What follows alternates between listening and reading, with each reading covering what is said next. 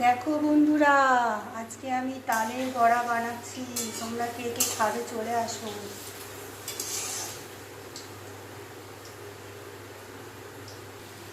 দেখো, তালের বড়া ভাজা হচ্ছে।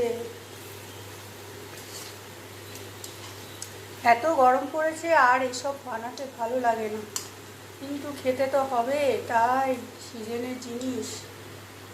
দেখো, তোমরা কে কে তালের বড়া বানিয়েছো জানিও। দেখো আমার বড়াগুলো কেমন হয়েছে, খেতে কিন্তু দারুণ হয়েছে, একদম সফট, রসগোল্লা রসগোল্লা। দেখবে, এ দেখো রসগোল্লা। এখনও তো হাতের মধ্যে রয়েছে, গরমে হাত দিতে পারছি না, যাই হোক। এই যে রসগোল্লা, সফট, এত সফট বড়া